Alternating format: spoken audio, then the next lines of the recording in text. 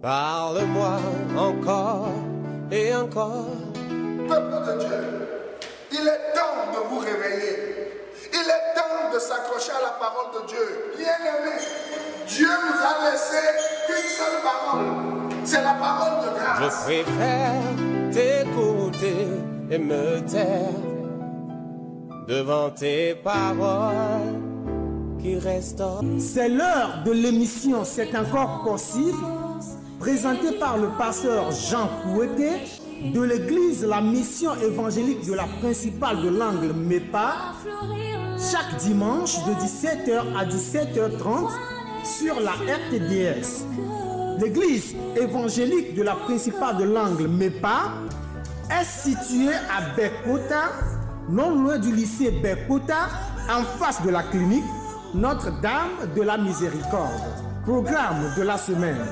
Dimanche de 9h à 11h, culte d'action de grâce.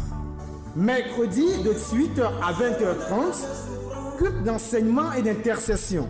Audience du pasteur chaque lundi à partir de 9h. Vous êtes richement bénis.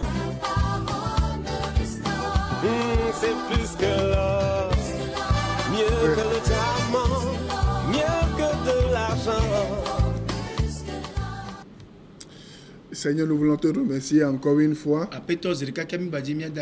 Toi qui veux que tous les hommes soient sauvés et que chacun de ces hommes parvienne à la connaissance de la vérité. Et tu nous as vraiment et clairement dit que le Fils a franchi. Et si le Fils a franchi, celui qui est affranchi est réellement libre. Raison pour laquelle nous sommes encore ici pour parler de ta délivrance à ton peuple. S'il te plaît, Seigneur Jésus-Christ, agis maintenant au moment où nous sommes dans les moments difficiles,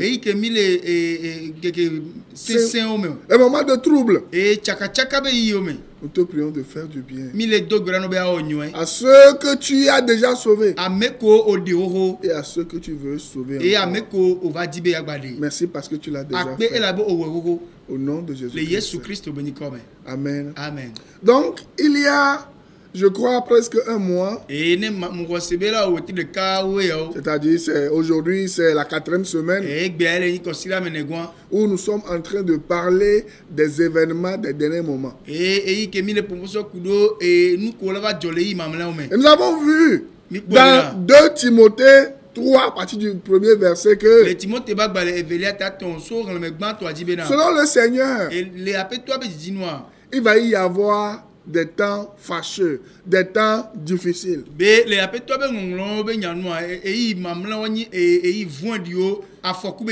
on va voir l'égoïsme des gens.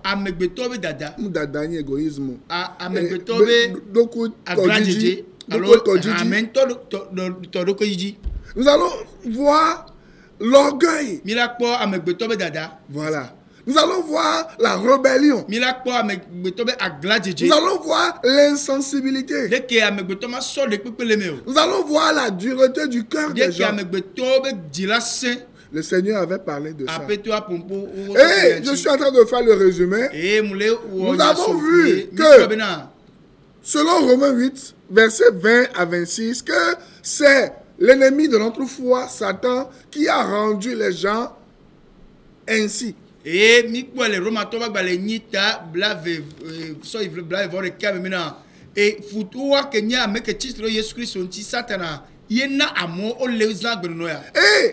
les temps difficiles, vous voyez un peu partout dans le monde aujourd'hui, que ce soit au nord, que ce soit au sud, il y a des temps fâcheux.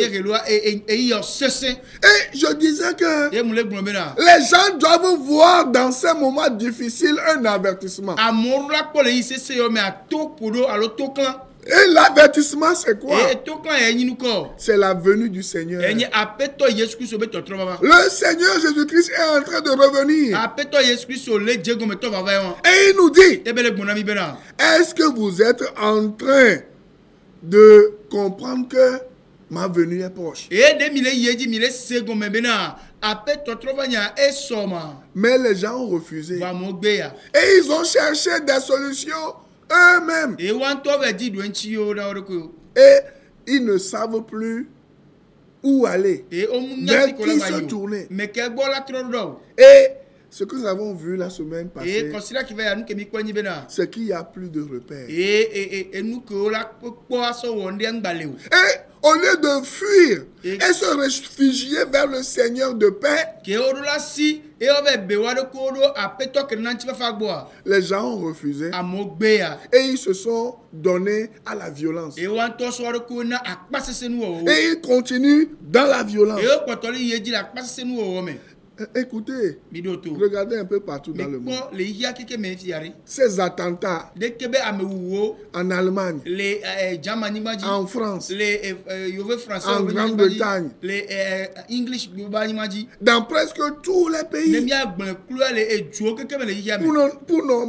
Si nous prenons la Syrie, vous voyez ça? Si nous prenons l'Algérie,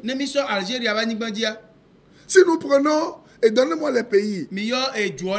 Si nous prenons le pays de Saddam Hussein. Libye c'est Gaddafi. Regardez les trucs qui se passent là-bas.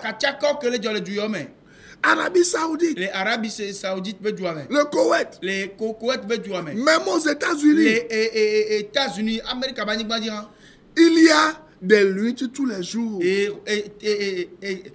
y a des contestations. Il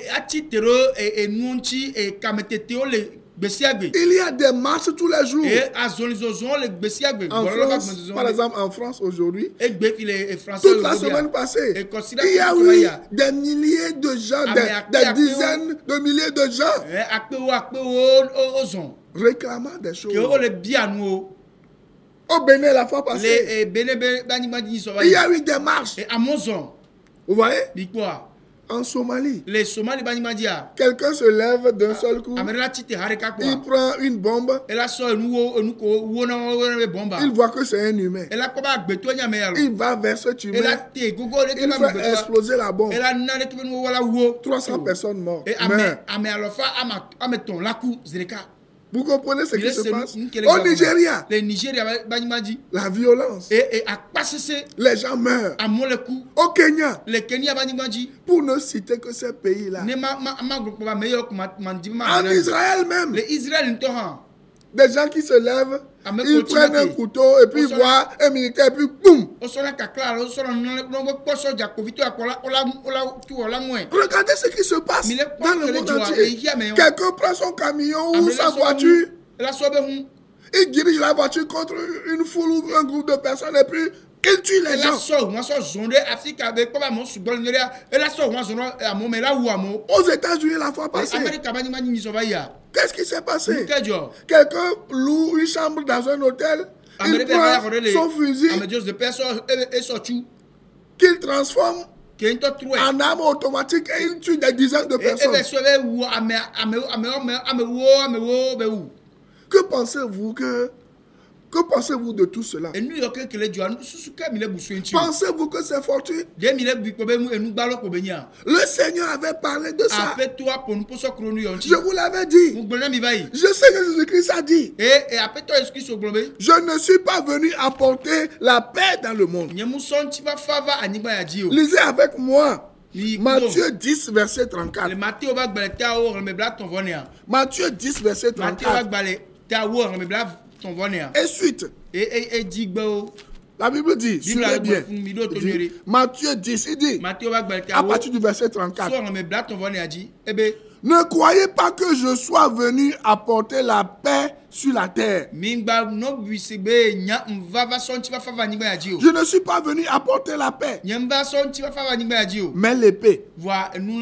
Car je suis venu mettre la division entre l'homme et son père, entre la fille et sa mère, entre la belle-fille et sa belle-mère. Et l'homme aura pour ennemi les gens de sa maison. Celui qui aime son père ou sa mère plus que moi n'est pas digne de moi. Et celui qui aime son fils ou sa fille plus que moi n'est pas digne de moi.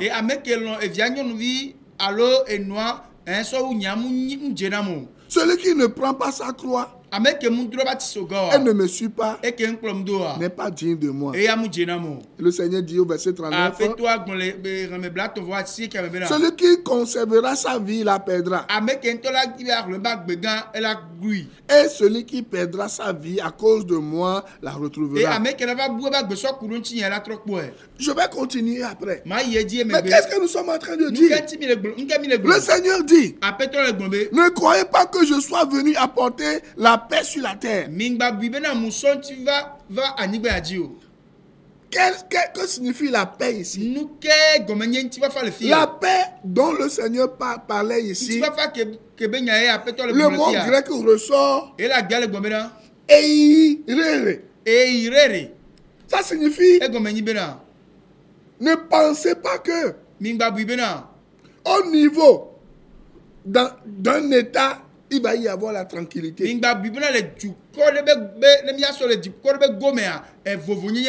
Au niveau d'un état sur le plan national, ne pensez pas qu'il va y avoir la paix.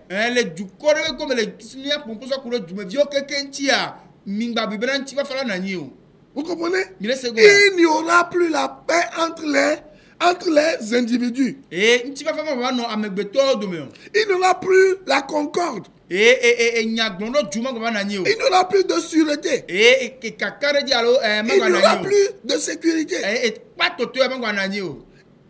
parce qu'il n'y aura plus de paix, de sécurité, cela va agir sur l'économie. Et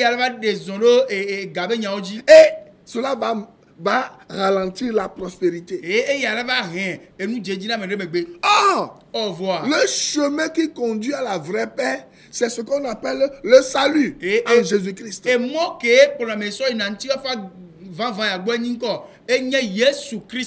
dit, ne croyez pas que je sois venu apporter la paix sur la terre. La terre ici parle de gay. Le grec parle de gay. La terre, c'est gay. Cela parle de peuple. Cela parle de pays. Cela parle de territoire. Territoire qui est délimité par des frontières.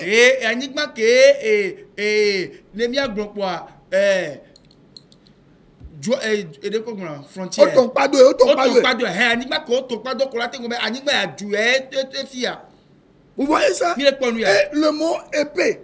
Il dit qu'il est venu apporter l'épée. L'épée Makaïra. Cela vient du verbe marche. Ça veut dire les luttes, les querelles, les disputes. Pourquoi toutes ces choses? Je vous l'explique. Lorsque le Seigneur disait qu'il n'est pas venu apporter la paix dans le monde, et qu'il est venu apporter quoi? L'épée, les troubles et autres là. Ça ne veut pas dire que c'est lui qui est venu installer cette chose. Non. Il parlait de ce que les gens vont refuser sa paix. Les gens vont refuser sa justice. Et puisqu'il y a injustice, les gens vont réclamer ce qu'on appelle quoi? La justice. Vous comprenez? Au moment où les gens seront en train de réclamer la justice, l'oppresseur va répliquer avec ce qu'on appelle quoi? L'épée. Mais qu'est-ce que le Seigneur propose en ce moment? Allons dans Jean 14, verset 27. Le Seigneur dit quelque chose. Il dit, Je vous laisse la paix. Je vous donne ma paix. Je ne donne pas comme le monde donne. Que votre cœur ne se trouble point et ne s'alarme point. Vous comprenez? Le Seigneur dit, je vous laisse la paix. Je vous donne ma paix. Je ne vous donne pas comme le monde donne. La paix dont le Seigneur parle dans Jean 14, verset 27.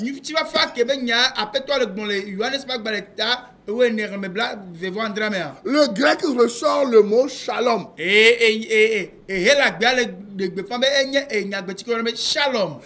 ce mot shalom signifie tout ce dont vous avez besoin pour une vie heureuse, une vie de bien-être. Le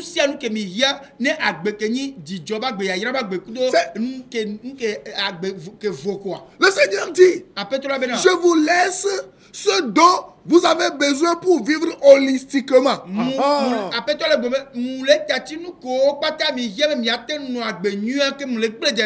Corps, âme et esprit. C'est ce que le mot shalom veut dire ici. Et le Seigneur dit, la paix que je laisse à ceux qui vont me donner leur vie, ce n'est pas la paix irénée.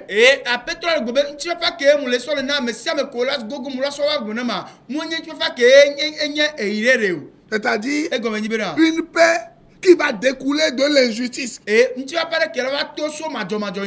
Vous comprenez? C'est cette paix-là que certaines personnes offrent aux gens aujourd'hui. Ça ne marchera jamais. Vous comprenez? Donc, selon Jean 14, verset 27, le Seigneur nous laisse sa paix. Et c'est une paix holistique. Vous comprenez? C'est une paix que le Seigneur vous donne. Et si nous lisons Jean 16, verset 33, le Seigneur dit quelque chose.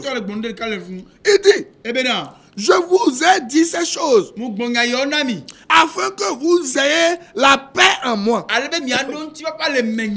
Vous comprenez? Afin que vous ayez la paix en moi. Et il continue. Vous aurez des tribulations dans le monde. Mais prenez courage. J'ai vaincu le monde. Ça vous dit quelque chose? Je répète encore. Jean 16, 33. Je vous ai dit ces choses afin que vous ayez la paix en moi. Vous aurez des tribulations dans le monde. Mais prenez courage. J'ai vaincu le monde. Qu'est-ce que le Seigneur disait? Il donnait un avertissement. Il disait à certaines personnes, vous êtes sur la terre, mais vous n'appartenez pas à la terre. Vous avez une mission sur la terre. Et la mission que vous avez, c'est une mission qui est semblable à la mienne. Rappelez-vous, lorsque j'étais sur la terre, on avait voulu me prendre pour faire de moi un roi parce que je donnais à manger aux gens. Mais moi, j'ai un autre but. C'est le salut éternel des gens. Donc, laissez-moi vous dire que la paix dont les politiciens parlent aujourd'hui, la paix là ne peut pas vous sauver. La paix ne peut pas vous restaurer holistiquement.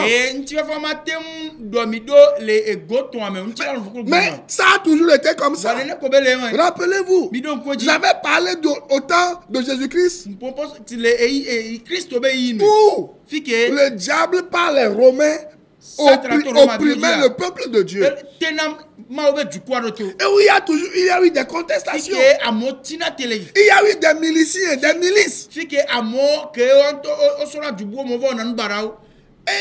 vous comprenez? Quand nous parlons de Barabbas par exemple, c'est des gens Ils sont extrêmement violents. Vous comprenez? Et ils veulent en découdre. Et il n'y a rien de nouveau sous le soleil. Il y aura toujours des contestations. Les politiciens vont faire leur politique. Mais le Seigneur dit, ce n'est pas ce qu'il vous faut. Ce qu'il vous faut. Ne perdez pas deux fois. Venez à moi pour obtenir la vie éternelle, pour obtenir le salut. Est-ce que nous sommes en train de dire que le bien-être n'est pas bon? Non. Le bien-être, c'est ça que le Seigneur veut pour nous. Raison pour laquelle il est venu. Vous voyez? Mais laissez-moi vous dire que il y a deux forces qui contrôlent ce monde. Et je vais dire quelque chose même qui va vous choquer. La Bible a affirmé que le Seigneur Jésus lui-même a permis au diable d'agir maintenant dans le monde. Vous comprenez ça? C'est-à-dire, c'est pour cela que je l'avais dit, il y aura des moments difficiles, les moments téros, les moments diaboliques. C'est le Seigneur lui-même qui a permis ces gens de choses. Parce qu'il a un but à atteindre. Donc, qu'est-ce que je suis en train de dire? Celui qui n'est pas né de nouveau ne peut pas parler de la paix. Parce qu'il n'a pas ce qui fait la force. Vous comprenez? On parle de médiation, on parle de dialogue, on parle de ceci, on parle de cela. Il faut que le cœur de ces personnes-là soit renouvelé. Je l'ai toujours dit ici. Ça fait des mois que je répète.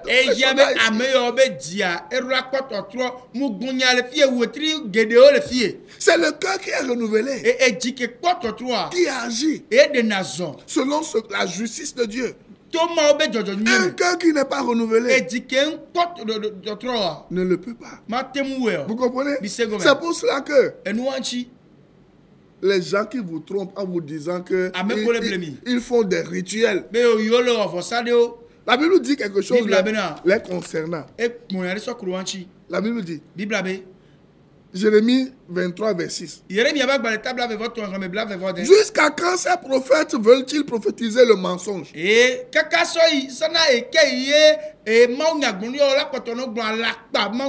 Prophétiser le mensonge. Prophétiser la tromperie de leur cœur. Vous comprenez? Donc aujourd'hui, même le psaume 12, verset 3 dit quelque chose. Il dit là-bas, on se dit des faussetés les uns aux autres. On a sur les lèvres des choses flatteuses. On parle avec un cœur double. Tantôt, c'est le Seigneur qui m'a dit de faire des rituels. Tantôt, c'est le Seigneur qui m'a dit d'aller parler aux dirigeants. Qui trompe qui? Ne vous moquez pas de nous. Vous comprenez? Et après on dit que ce sont des enfants. Vous avez à un moment donné, lorsqu'il y a ce qu'on appelle le culte de la personnalité, vous voulez soumettre les autres, pensez que vous êtes les grands et que les autres sont des moins que rien. L'orgueil qui précède la chute va vous surprendre. Et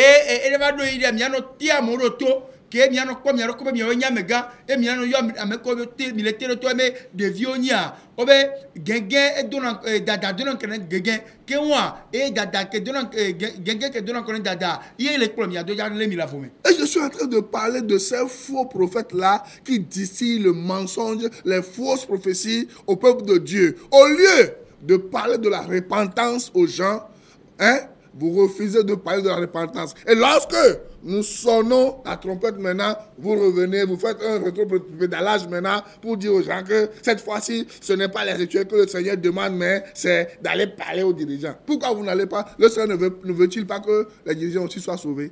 Et moulé yéji moulé pomposo kuro alakpama onyagbon le onchi ke ole blemi ke mi lo miao ke le nya alakpama onyagbon mi lo to nyatepera mo mi la na be wa tro le wa be jio me alebe na ma u ba tro le wa gbe me ke ma u le je baba mi le gbe obe ma u be yo asavo ne mi ko be na mi o ke ma u le de no fie mi le gbon jime to tro baba na be nya na mo wa mi le gbe ba ma u tro gbe ya mi a ofo sa ma u le gbe mi a pompona eduklo la ko wa be jio de ma u am le dibe eduklo lo ni ko de wa. Ne vous moquez pas de nous. Ne vous moquez pas du peuple de Dieu. Est-ce que nous sommes d'accord? Maintenant, je vais vous parler de la paix qui se trouve dans Jean 14, verset 7. Où le Seigneur dit, je vous laisse la paix. Je vous donne ma paix. Je ne vous donne pas comme le monde donne. La paix que le Seigneur donne, ce n'est pas la paix des politiciens. Ce n'est pas la paix des faux prophètes, des faux apôtres.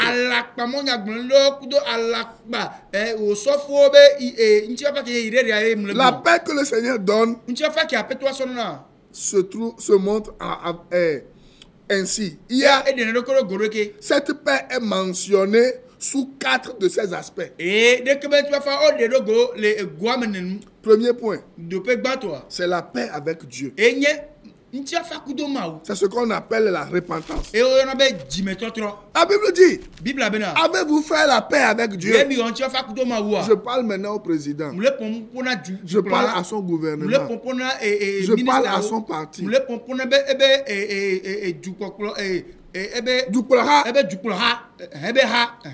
Je parle maintenant aux dirigeants de l'opposition. Je vous pose une question. Avez-vous fait la paix avec Dieu? Je reviens maintenant à la société civile. Avez-vous fait la paix avec Dieu? Je reviens maintenant à la grande silencieuse, à l'armée. Avez-vous fait la paix avec Dieu? Je reviens maintenant à la population entière. Avez-vous fait la paix avec Dieu? Vous nous voyez aussi faibles comme ça. Mais Dieu veut passer par nous pour vous sauver. Un jour, l'argent, la suprématie que vous avez, toutes ces choses, les avantages que vous avez, vous allez les perdre un jour. Vous allez mourir. Qui que vous soyez, vous allez mourir un jour. Mais je vous pose la question. Avez-vous fait la paix avec Dieu? Si vous ne faites pas la paix avec Dieu, population togolaise, population du monde entier, vous qui m'écoutez, les pays où il y a les troubles, avez-vous fait la paix avec Dieu? La paix de Dieu, 4 aspects. Premier aspect, c'est ce qu'on appelle la paix avec Dieu. Romains 5, 1. Si tu peux être président d'une république, tu peux être opposant, tu peux être citoyen lambda. Laisse-moi te dire que si tu ne fais pas la paix avec Dieu, si tout ce groupe-là ne fait pas la paix avec Dieu, il y aura toujours l'autre paix, la paix qui est la paix qui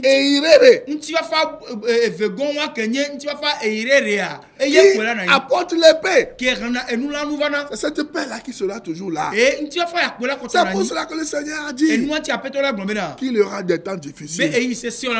Romains 5, verset 1. Que dit la parole de Dieu? La parole dit, étant donc justifiés par la foi, nous avons la paix avec Dieu par notre Seigneur Jésus-Christ. Vous comprenez ça? Je répète encore. Étant donc justifiés par la foi, Nous avons la paix avec Dieu par notre Seigneur Jésus-Christ. Cela veut dire clairement que si un pays, si un peuple, si une nation, si une population n'a pas fait la paix avec Dieu, hein? Il va y avoir l'injustice. Et l'injustice va provoquer quoi? Le désordre. La violence. Ah, la Bible dit, étant donc justifié par la foi, nous avons la paix avec Dieu par notre Seigneur Jésus-Christ. Donc, c'est la foi en Jésus-Christ qui vous justifie, qui fait que vous avez la victoire sur le démon. Et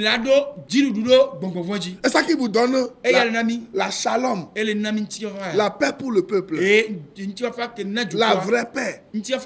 L'économie est en vogue, la prospérité, même dans les moments difficiles. Même lorsque le Seigneur est en train de venir, parce que vous avez placé votre confiance en lui. Je parle de tous les peuples, je parle de tout le pays, depuis le premier responsable jusqu'au dernier. Si vous êtes justifié par la foi, vous allez voir, vous allez vous mettre à genoux. Le diable va plier bagage et il va partir. Et les contestations vont s'arrêter. Donc, qu'est-ce que ça signifie quoi la paix avec Dieu? C'est une paix qui résulte de l'œuvre de Christ. Et dans laquelle l'individu entre par la foi. Vous allez lire Ephésiens 2, versets 14 à 17. Et Romains 5, 1 que nous avons lu tout à l'heure. Nous allons continuer la semaine prochaine. Que le Seigneur vous bénisse. Si vous n'êtes pas encore né de nouveau, dites Seigneur, pardonne mes péchés, sauve-moi, donne-moi la vie éternelle. Je vous laisse avec la shalom du Seigneur, la vraie paix. Qu'il en soit ainsi pour vous. Peuple togolais, que la paix du Seigneur soit avec vous. Et surtout, n'oubliez pas de donner votre vie à Jésus. Bye